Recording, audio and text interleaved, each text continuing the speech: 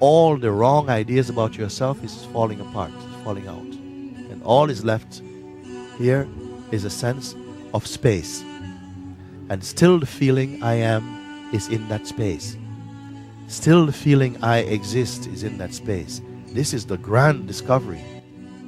Because what we are afraid of losing is you're afraid of losing consciousness more than you're afraid of losing the body.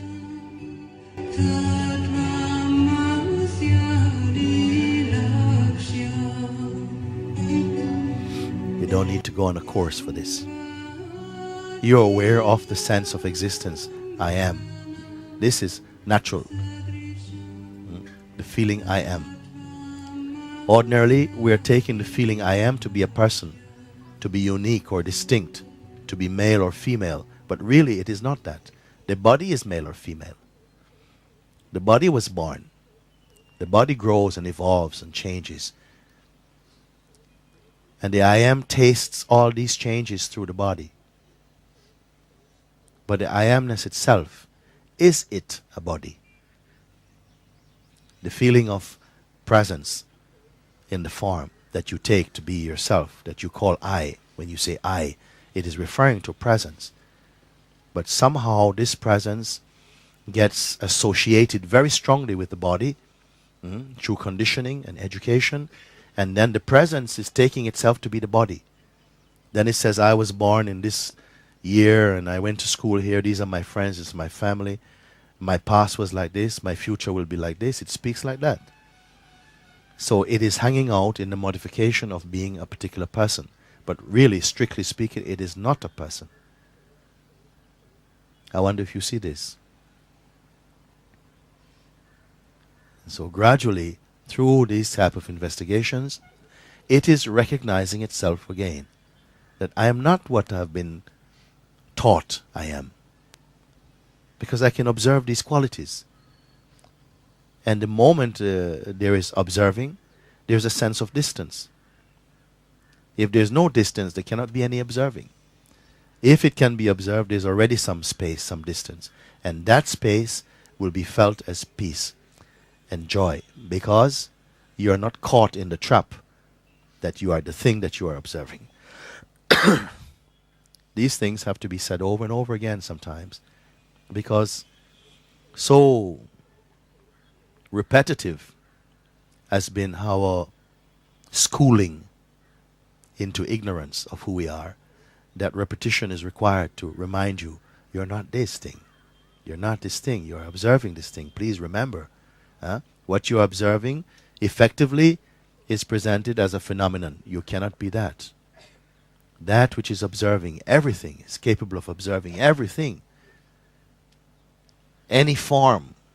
Also it can observe physical forms, elemental forms. And the same power is able to observe subtle forms of feelings and sensation. It doesn't have to change itself to now look at emotions. It's the same thing as looking at emotions. Looking at the sense of time or space. The same thing looking at objects. The same thing looking at angelic beings. The same power, the same observer is doing it. Can this observer itself be observed? This is a question. Can it be seen? The sense of the observer feels totally intimate for you. More closer than intimacy, as I said before. Like your own self. You're observing. You feel I am observing everything else.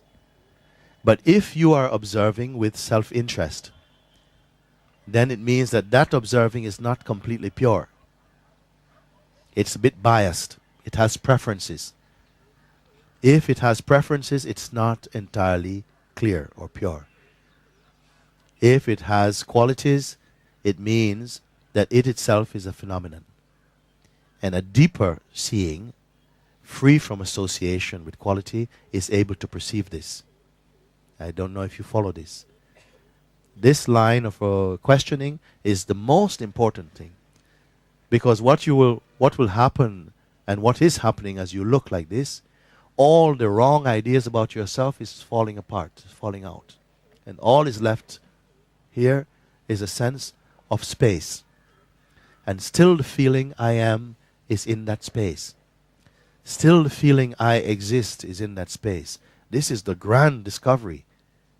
Because what we are afraid of losing is you're afraid of losing consciousness more than you're afraid of losing the body.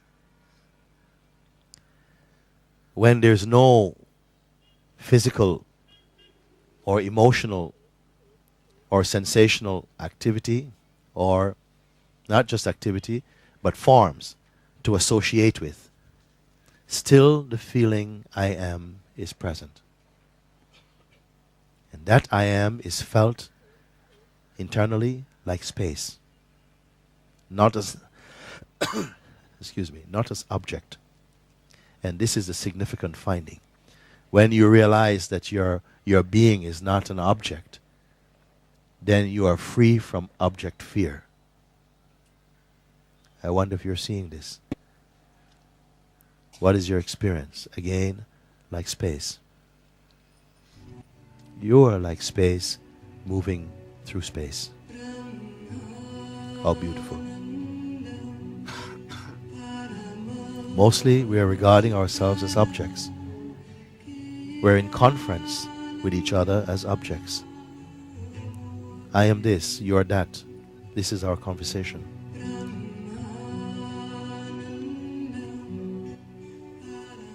That's why it's called awakening. You see, wake up from this dream, this hypnosis.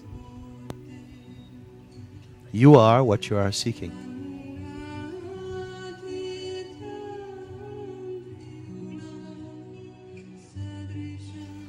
When this I exist feeling, this I am feeling, is not in correspondence with any other feeling, when it's not identified or associated with any other feeling, and stays by itself only, when it marinates in itself, that is pure meditation. It means like this, only peace will prevail, space and joy. This is what is the fragrance coming out of that. And this most noble principle, the feeling I am, you said also, very smoothly, you say, something is aware of even this feeling, I am. So if there's awareness of I am itself, then that awareness must also be subtler than I am. And this I would call your own self.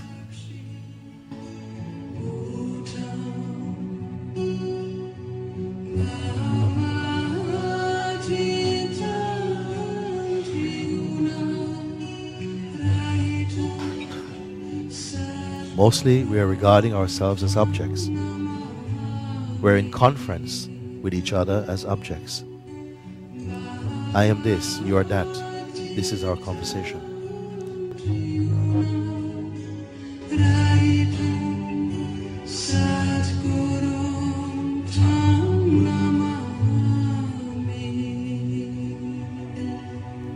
When you realize that your being is not an object, then you are free from object fear.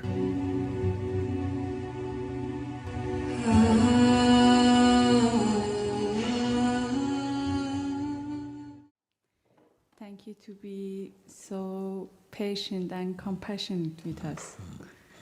When you were talking about postponing,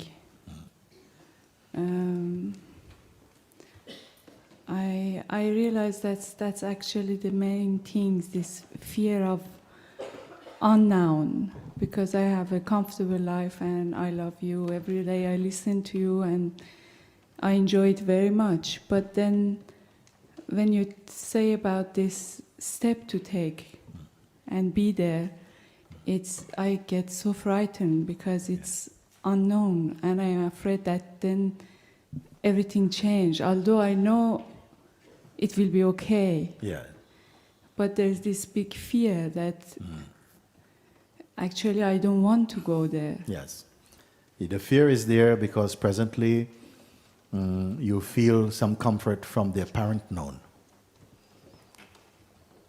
But actually the unknown that you fear you are the unknown. You are already the unknown. You see?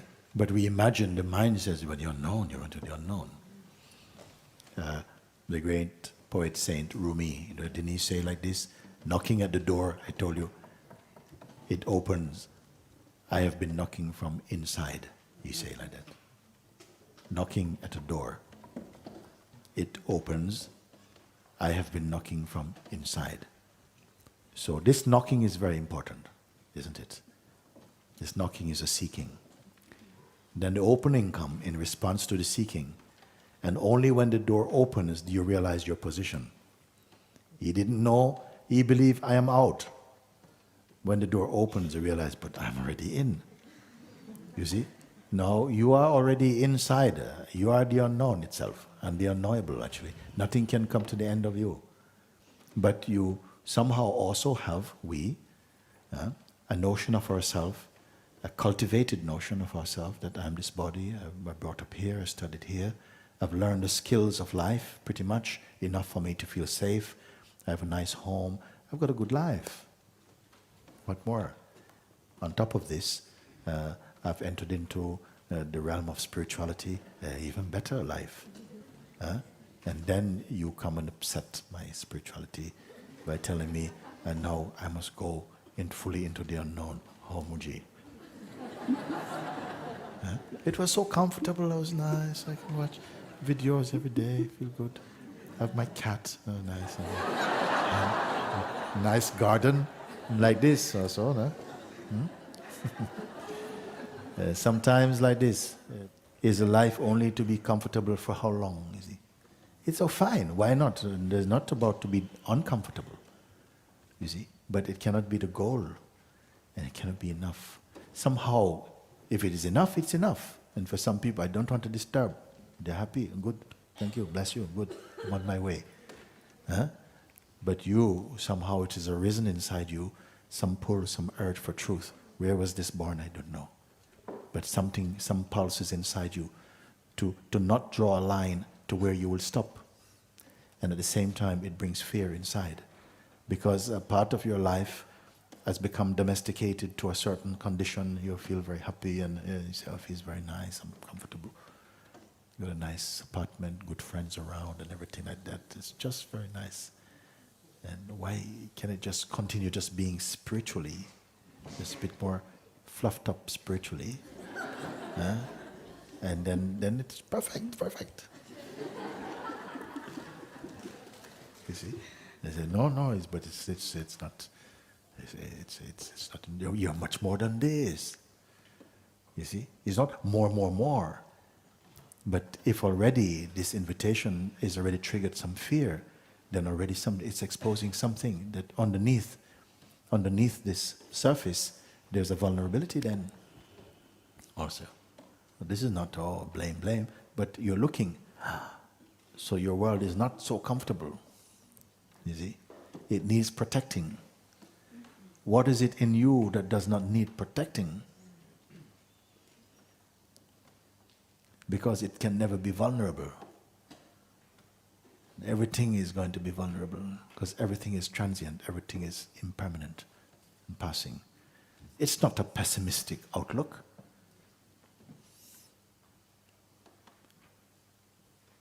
It's not the doom and gloom. It's the nature of things. And the nature of things is that they are impermanent and they come and go. Enjoy their coming and goingness, their momentariness. It's okay, it's fine. You don't have to close your eyes, be one of the three monkeys or nothing. It's okay, you can be in the life. But it cannot be your goal. For thousands of years, human beings have aspired to make this world a certain place.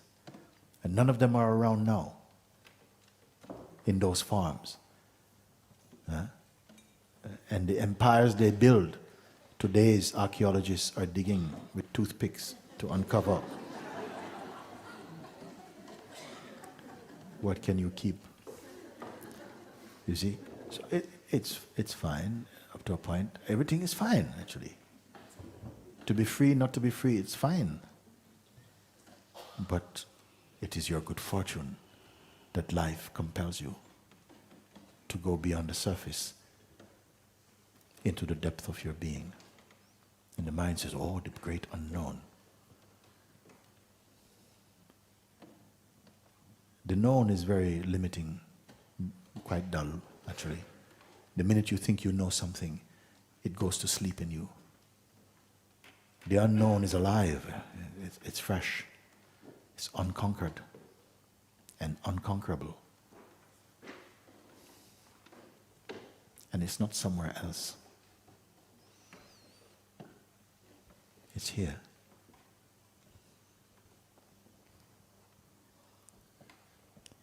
So when the fear comes, let's have a look at the fear. No? See? Don't run away off here. No, let it come. Welcome, come. And see if there's a message in the fear. What does it say about you? Who you are? What you stand to lose? No physical kingdom is permanent. But there's something in you which is timeless. And it is worth discovering, in my view. What is your view? Definitely it's not a physical attachment or material attachment. Yes. Because I never had it, and fear of losing control. Yes. How much control do you presently have?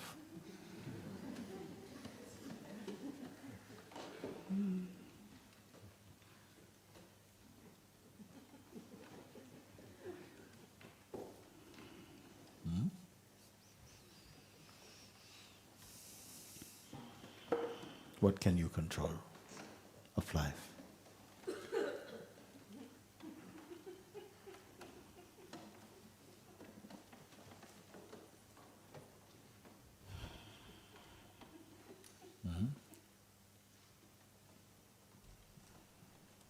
Come here.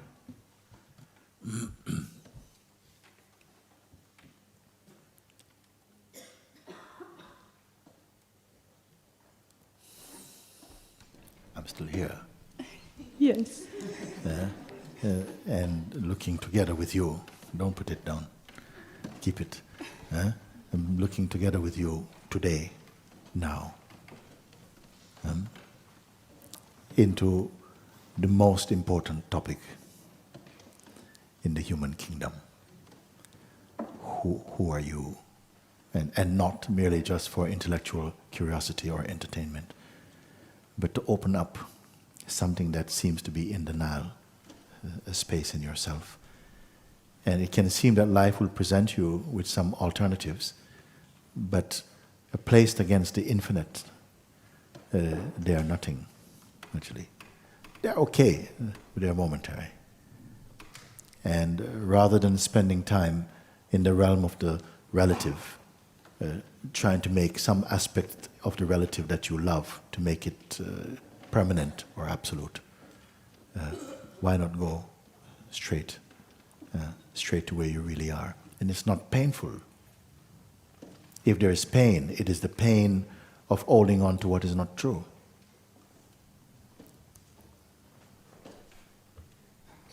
Such a great adventure.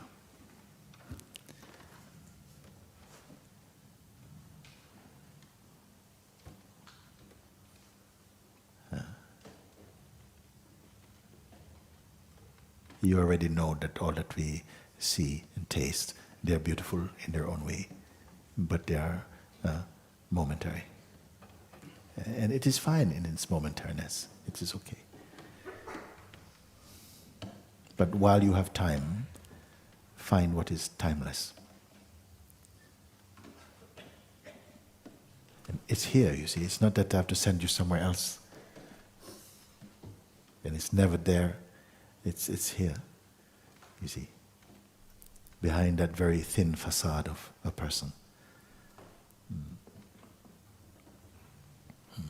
And there's no pictures of it. There's no pictures of it. It has no shape. It is not fighting against anything that has shape. It is not fighting against time or change. or faith or disbelief. It has no war with anything. You. It's not afraid. It does not live in the concept of future or past. Ever fresh.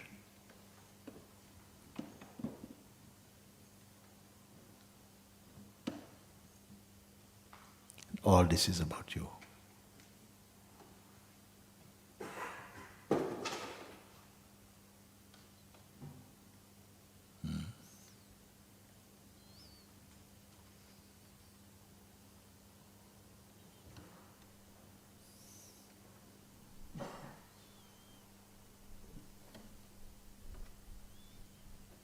Vast is your kingdom.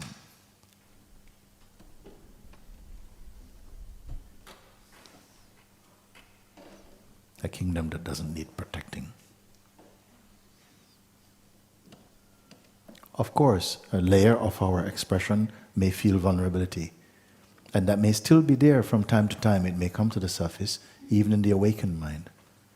Sometimes momentary, something shoots up from the past that seems to have a kind of power in it, but it quickly dissipates, and easily you will discard.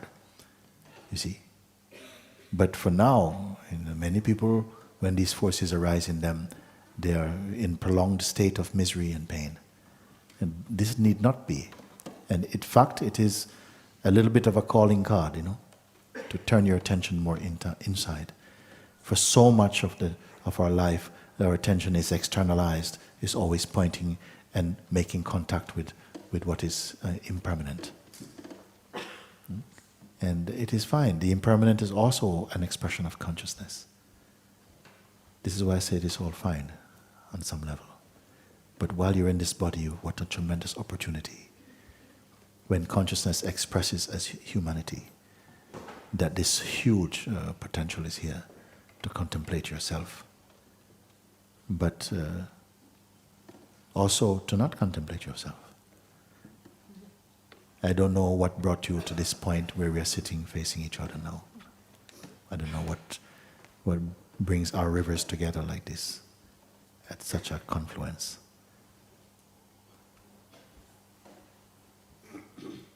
But it is to share, to look together at something that time cannot take away.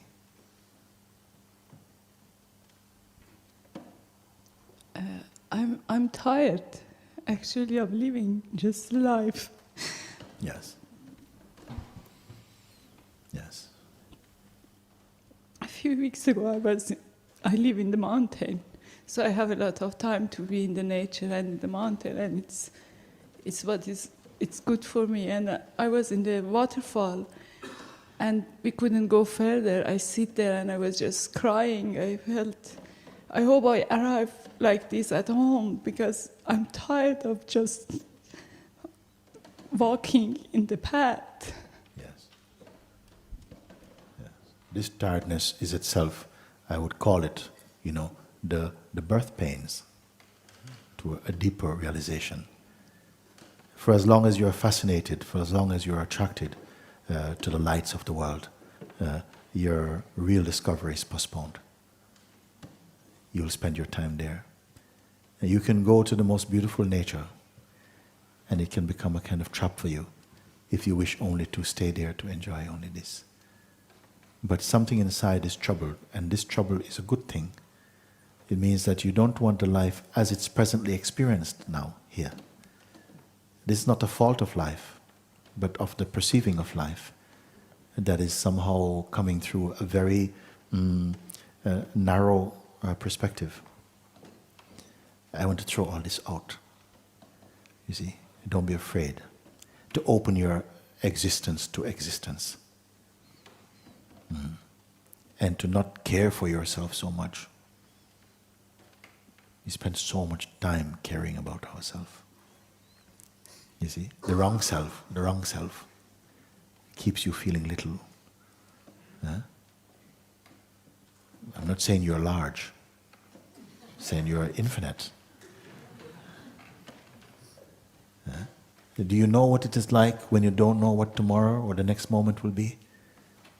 And your mind cannot pick up the past moment? It's so beautiful. It is so beautiful. I don't know what's going to happen. It is so beautiful. What's likely to happen? Nothing. Nothing. It's the mind that says something happened. Until or unless the mind says this thing happens, effectively, experientially, nothing happened. The mind is addicted to experiencing and collecting data like that is some kind of virtue. But your openness, your emptiness, we miss. We give no value to that from where value arises from. This is why I say seize your chance now.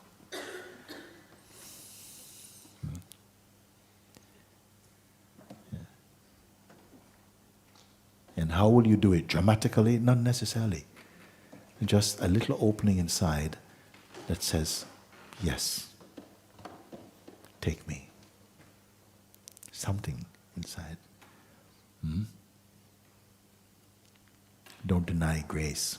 Don't stand in front of yourself.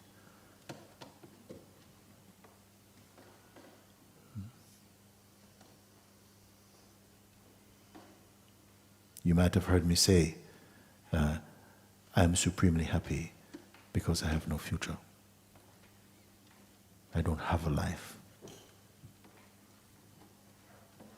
I am life. You are life. And also the weakness of life. And beyond. And beyond. Beyond where? Beyond here.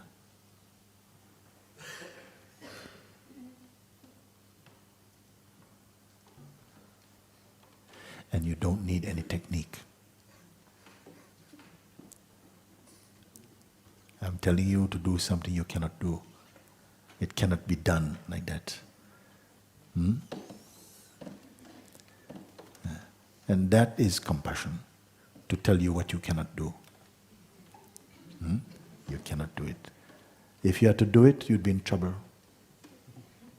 Everybody's trying to do it. But here you come to recognize, but somehow I don't know what I am. I used to think I know what I am. I was quite happy with my contours. Now I don't know what I am. I don't know where I'm going. I don't know what I'm about.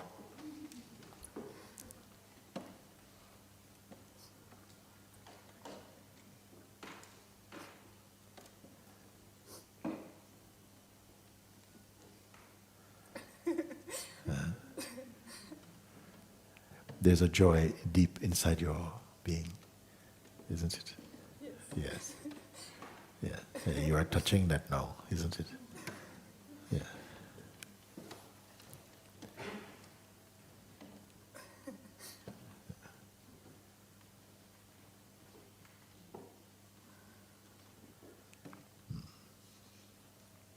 Dissolve in that.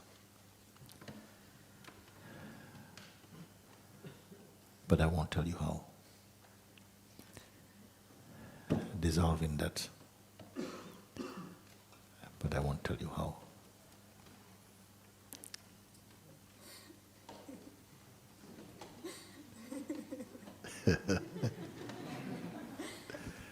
Yeah, so beautiful. Out of your beauty, you say that.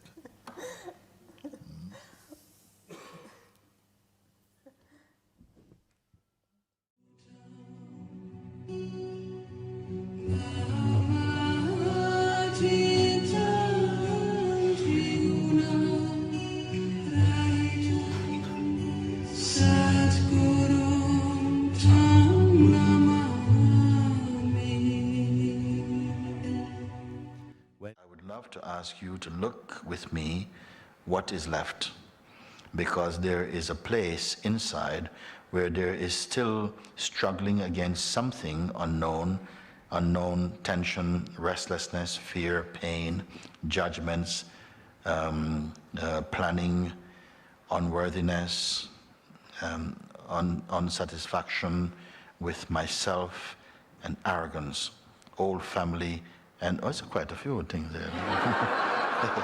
Old family and relationships, stories, what to do with it. I'm sure we have a few ideas about it. Something is hiding, you have in mind something, and I want to take that out and overcome it. I feel that we don't have to really take it out. This is a traditional way, is to, yes, take it out, let's take it out. But I'd rather say that it is created only by the individual mind, creates individual life in this way. The individual mind, the egoic mind, has created all of this, all these things. And if you want to get rid of all of this, then you have to try and get rid of it being an individual. Because if you're not the individual, then this will not trouble you. You follow? This is very important what I'm speaking, because supposing you have to go through these one by one, shooting them, judgments, this one, and pain, this one, and restlessness. Well, you can't find restlessness. Okay? There'll be no hand to the work. You see? But all of it, and you actually said, in fact, you put it in the brackets, and I like that. You put it in the bracket and you put mind, all together, mind. And this is it, you see. And I don't want to focus energy on simply improving the sense of self. You see, because it's not true and it's not real. And you'll get to a stage when you feel, now I'm happy with what there is. But for how long?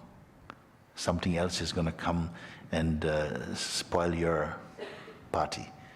And again, oh, not this again. And you can stay in that muddy water for a long time. And I'm showing you something else. How all the beings escaped the pain of this is to recognize the truth, which is beyond this, and none of this is in it. This depends on the really, as soon as we are somehow in the heart of existence, everything comes to I. I is the most important, the sense I. And the I can mean different things at different stages. Sometimes I is just this body. And people say, you're talking to me, you know who I am. You see, like this arrogance, you see. I am this body. I'm a man, I'm a woman. You know, I am Colombian, I'm English. Like it's important. You see, you know who I am, what? So then like this, then this is based upon the strong I am the body. And this I am the body modification of consciousness, you see, is causing all the trouble. It is swelling up with the worst expressions of duality. It's selfishness. It is said traditionally that the opposite of love is hate. But it seems to me that the opposite of love is selfishness. Just concerned with myself.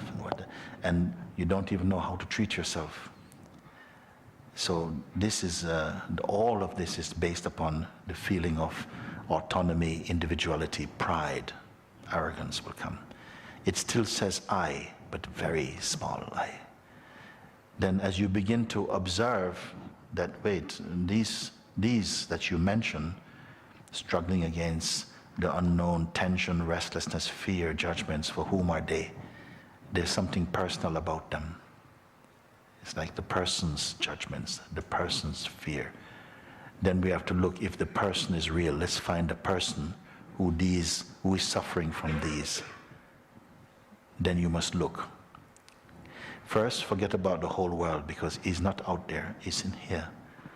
See if you can find within yourself that person who these pertain to, what you've just mentioned, And we all know these things: selfishness, restlessness, fears, judgments, tension, all of this.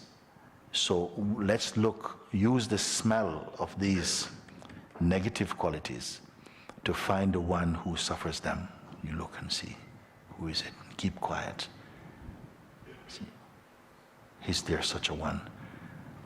If we say, I read this letter in court and it's come up before the judge, will this one come to the witness box, please?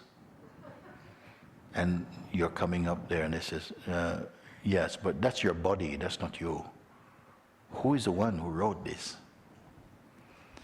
So quickly you have to look and find who wrote this thing, who is saying this thing. Can this one be introduced? Can it be pointed out? And you must do it, you see, like that. Does it exist? Is it tangible? The sufferer of this, you look like that. This is inquiry. And what have you found?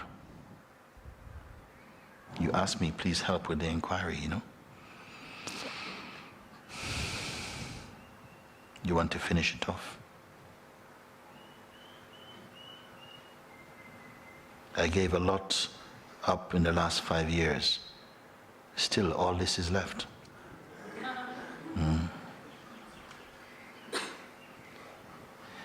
I came to finish it off, and I believe you.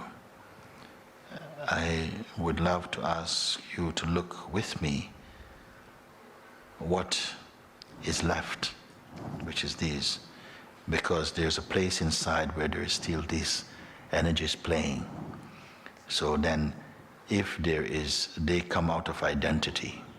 Identities produce this. The one without identity could not write this. They would not know this. They don't know this. They may know this as sensations, but as soon as it's gone, it's forgotten. This is how consciousness is. Like the waves on the surface of the ocean, does the ocean remember each wave? No, it's gone. You see?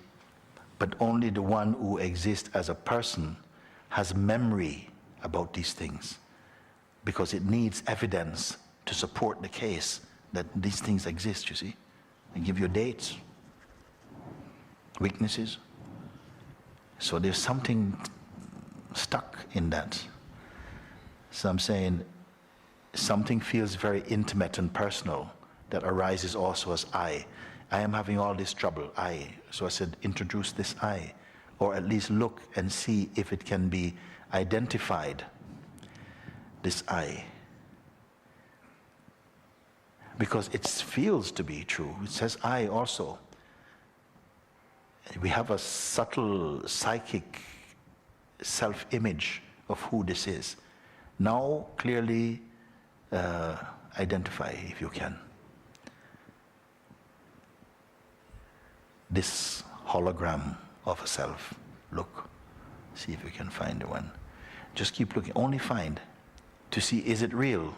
Is it real, the one who suffers? See if you can find it. Then looking takes place internally, and I can tell you, because until now nobody has found it. And they say, this one, it doesn't really exist. It's just the thought and some feelings are still there, and they're being given an identity as though they are an entity. But it's just the feelings and memory together is creating the sense of a somebody that they happen to. I wonder if you follow. It's very important, because this is what you speak when you say clarity is present, that you're seeing, but it doesn't really exist. It's only an assumption that has been clothed into a sense of self. And it says, okay, let's find it, and no one has been able to find it. Then I said, who is making this discovery that there's nobody there? This victim cannot be found. Victim, come on, we have some, what you may call, they give you payment as a victim for suffering. An award, big financial award for the victim, please come. He's not showed up for thousands of years. But when you don't look for him, he's there. Yeah. Okay, where are you? Cannot be found. Why? Then who is making this discovery that then says it cannot be found? What makes this sense, but it cannot be found?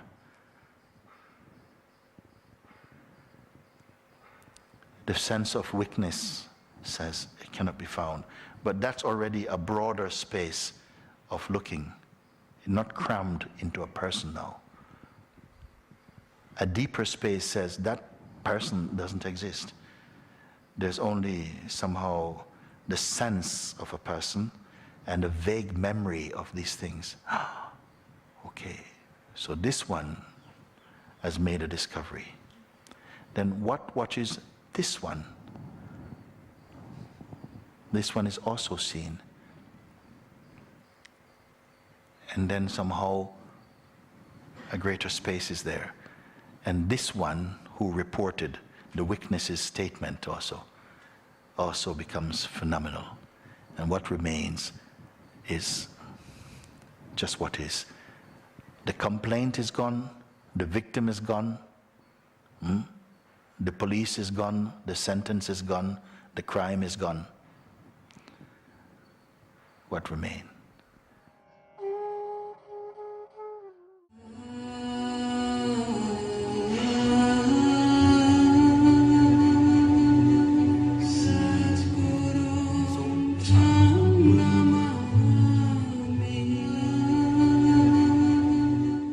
There's been a lot of fire and insight with questions prior to this and release and you know, just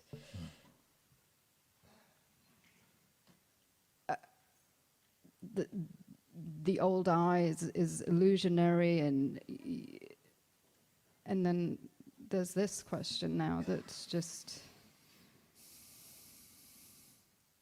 has it seemed as though I'm back stuck again? Yes, you or what? Let's slow down again. You who is stuck again is what? Put some images to your words and look at your stuck self and see if it is true. If it's not just something made up.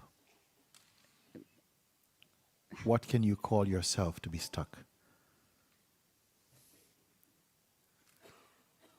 Are you form or formless? Only a form can seem stuck. How can the formless be stuck? Or have you not reached that place yet, you see? Throw everything away. All concerns away. Throw, until there's nothing left to throw. Do it quickly. Huh? Memory's gone. Desire gone. Attachment's gone. Everything that can be found is gone. They're taking everything. They're raiding this house. Everything is out. Blood gone. Marrow, bones, everything gone. Who are you?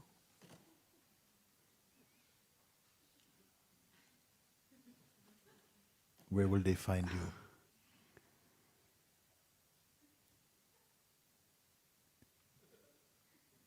Oh, this is... Is too gruesome an example? No.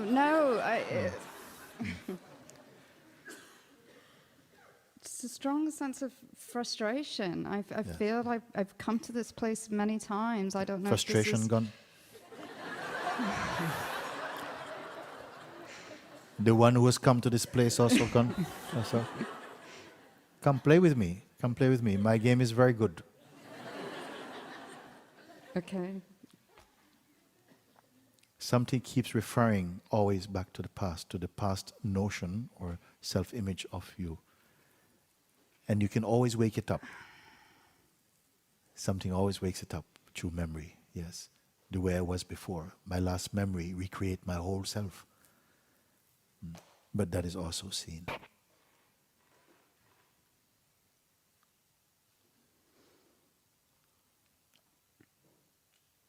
We have to remove phenomenally everything that is not original to you. Everything that's not original, we are going to have to leave it because we need to step on this scale huh? This metaphysical scale. And only we need a reading at this precise moment of what is original to you, everything that is organic. All your projections out, your name also, not original. The body did not come with a name on it. Name, take out there. All your relationships and the memory of them, we take out there. All your desires, take out. All your projections, take out. They're not original to you. Your identity, who you think you are and how you want to be, are not original. Come out. Okay. All your dreams, no, not original. Out. There. Your beliefs. What about?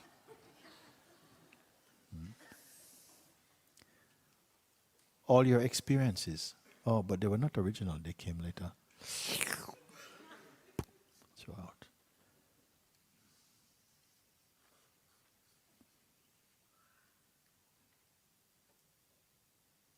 Your devotion. Yes, devotion, a little bit. Yeah? Out.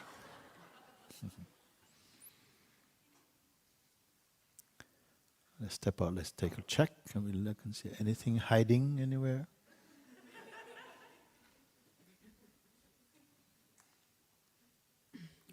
Very good. Now only what is original. Who are you?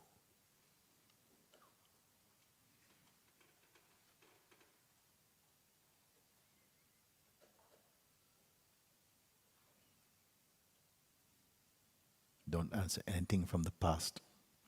Not original. Just ideas. Future, speculation, nothing.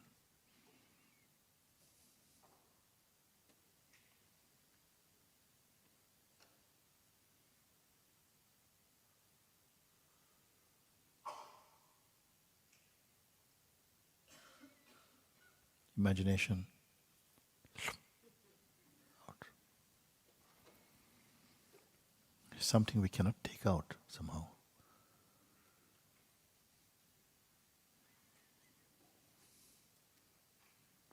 It was not a development, not a construction. It's not a thought. So we cannot take. What is this?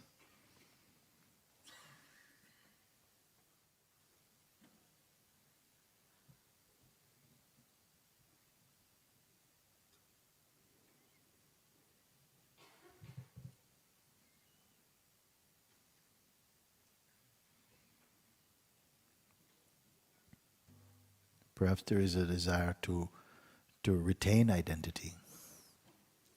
Maybe there is a desire to retain identity, so therefore there's a fear of losing identity.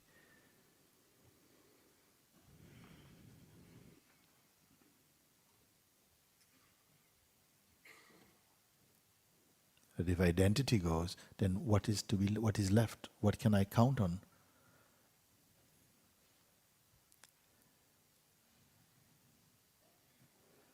Maybe some place would regard this conversation as a very dangerous thing to be doing. This is very dangerous work.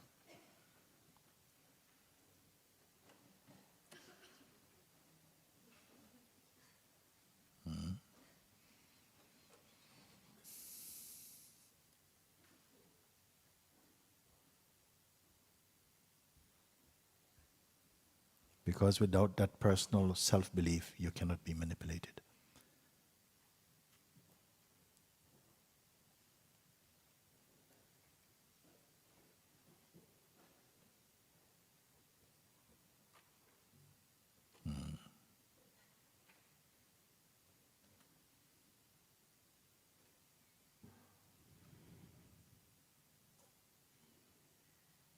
And whatever kind of stubbornness there is inside, why give it so much importance?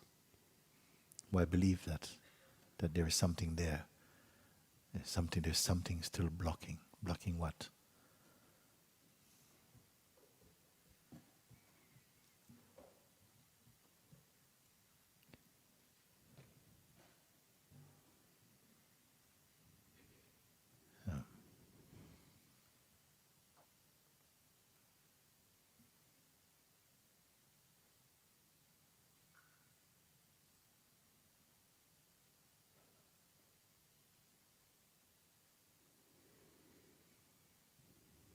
Are you tightening your heart in any way? Yeah.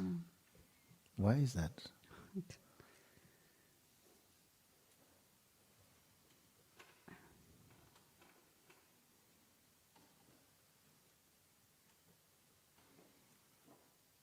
You see, that's not what brought you to satsang. That is what is trying to prevent your satsang.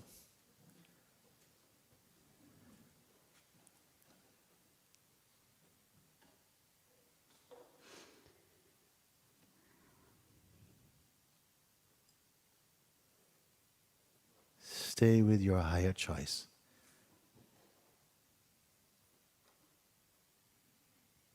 This is just the seed of avoidance. Something is a little, it wants reassurances, it wants some security, this type of things that come up.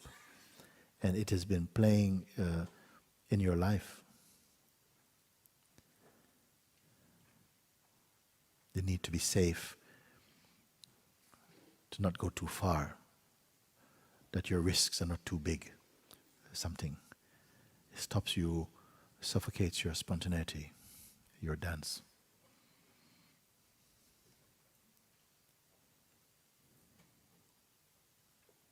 I can only point it out. The rest you must do. It's up to you. And I'm not waiting with expectation. It's just a chance you must take or leave. It's up to you. I'm here to take it. And then you must choose it. Not only want it.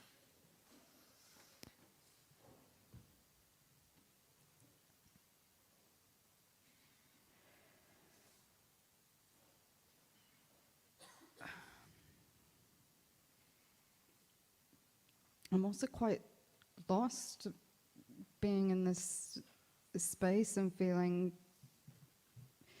no energy to push on. I mean, my whole satsang and even last year it's just full power, and now it's. You don't want to push on, then let's go the other way. It's just as good. Then leave everything then. You have no energy to go forward, stop. And then drop everything then. Whichever direction you go, as I said, right there is a door to your inmost being. Don't fight with yourself. I don't have the energy to go forward. Then don't go forward. Don't go forward.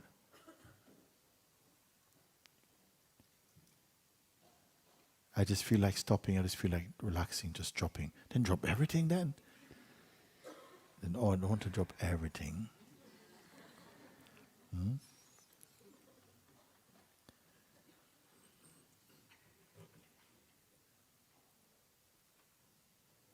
You are freedom itself. You are love itself.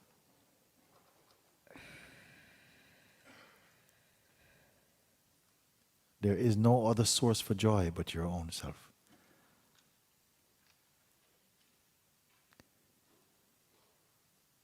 But you make believe all of this.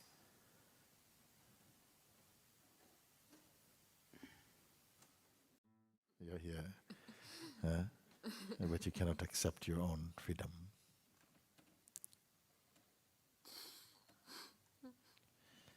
That's why I say then your mind has dirtied every concept. So then throw every concept away then. For the moment. Throw everything away. Don't go there. You are there before concepts. You're here before concepts. Without you, concepts have no meaning, they have no power. Don't you see this? Without you, concepts have no meaning, have no power. Either you believe, you endorse them, you believe them, you embrace them, you identify with them. But you are before every concept because you are not a concept. So therefore you can throw every concept.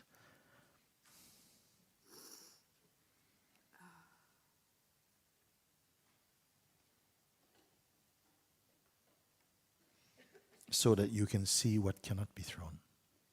Everything you can throw.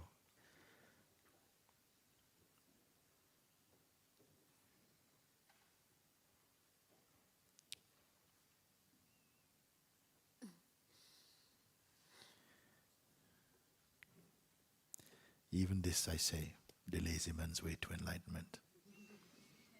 No work, no hill to climb, nothing to change, nothing to become, nothing to fix, nothing to heal. Pay attention only to your own self, but not your person.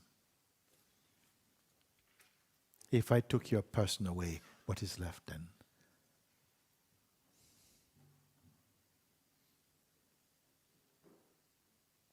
Isn't there something that will even witness the absence of person, presence of person, but it is unconcerned about it because it's not affected by that?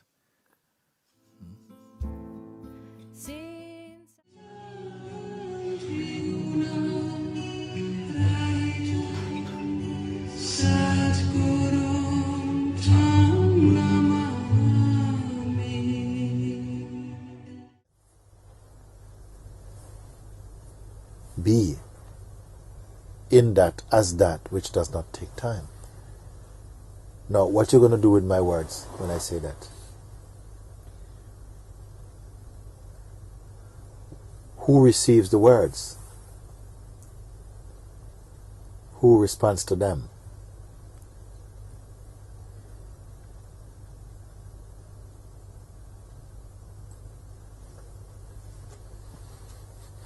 They're only reflecting back something which is not time.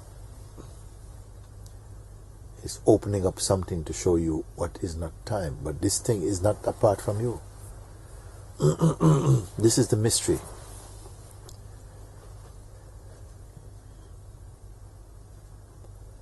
In any circle you sit now in the universe, in the world, people discussing, beings discussing these things. This what I'm speaking now, this is what you have to hear. I'm telling you. I wonder if you have a sense or not about it. Yes. That which does not take time. The others, we want to do this and we've got to do this and try to get into this and to try and explore what is inside the atom. You, bye.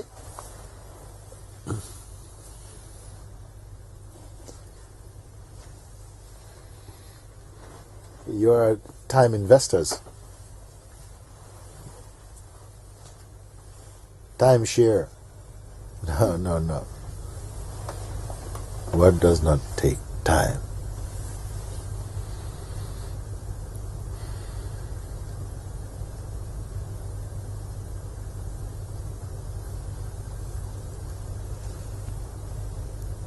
This is the good news, I tell you. This is the good news. Set your heart free. Set your heart free. Take you out of this room of suffering and projection, fantasy and delusion. What does not take time?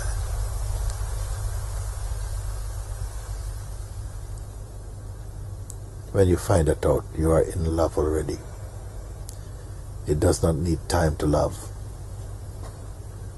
Love knows nothing about time. Peace knows nothing about time. Joy knows nothing about time. Wisdom, nothing about time. The divine, nothing about time. Timeless, eternal, they say. Because when it is understood, the truth is blessing every facet of the expression in the manifest world. The impact of it.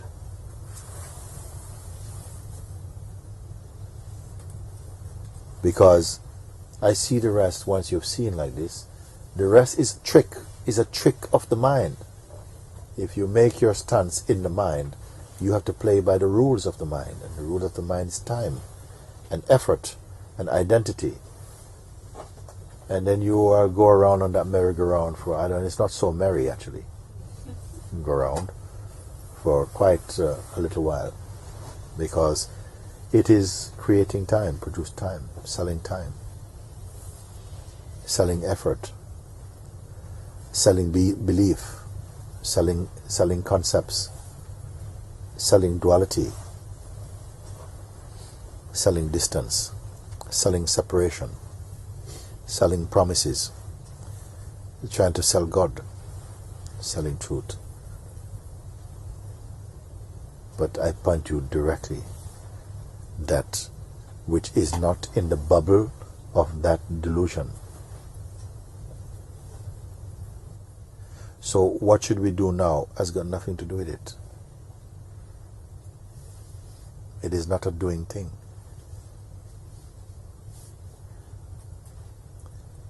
Now, do you hear this thing in your head, in your heart, or in everything that you can say is you? Which part does that go to? Everywhere. Everywhere, thank you. Everywhere. A little time, instant, to recognize the timeless, isn't it? Instant to recognize the timeless.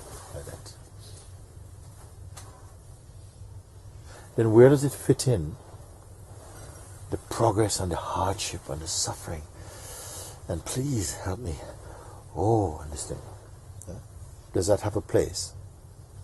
You see? I say, yeah, it has a place. It is also the play of the dynamic consciousness which manifests as time also. And change and identity, because it needs an identity. Only the identity can evolve in time.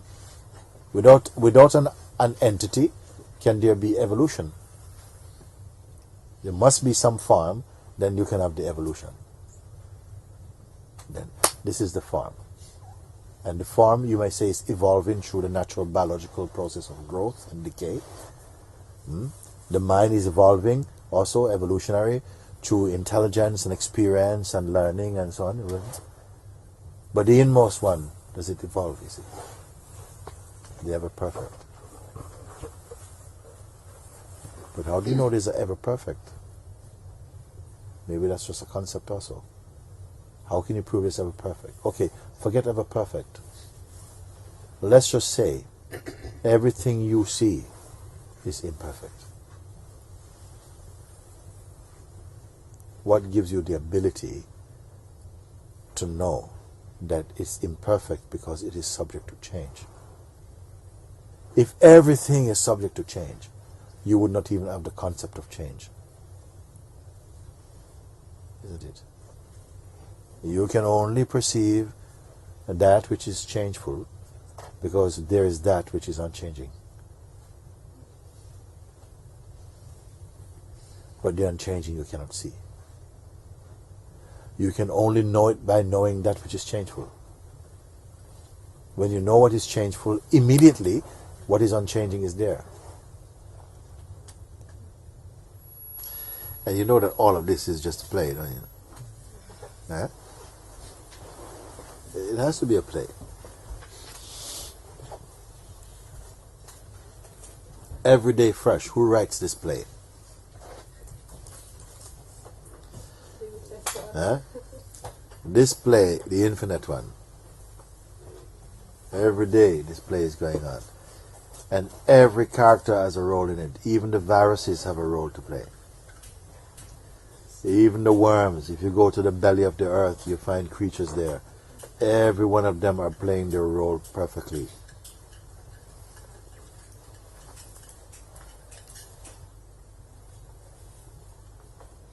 Everyone, even the dung beetle, the tapeworm,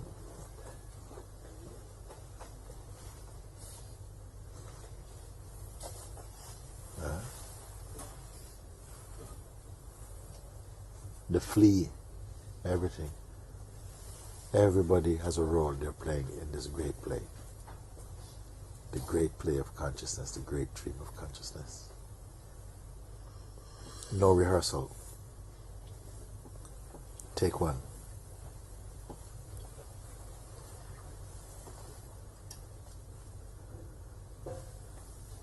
Take one. Give one. Take one.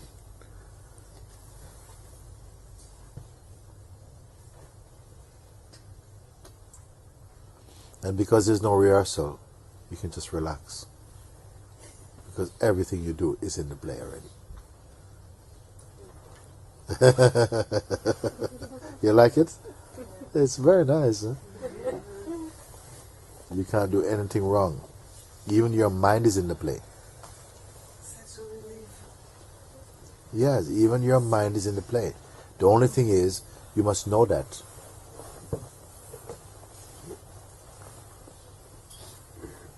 There is something that's not in the play. But even your mind is in the play.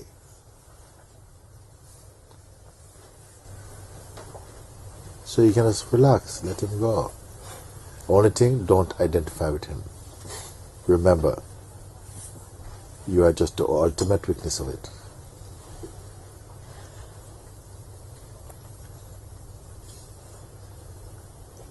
Who is on the balcony watching all this? The Supreme Lord of the Universe.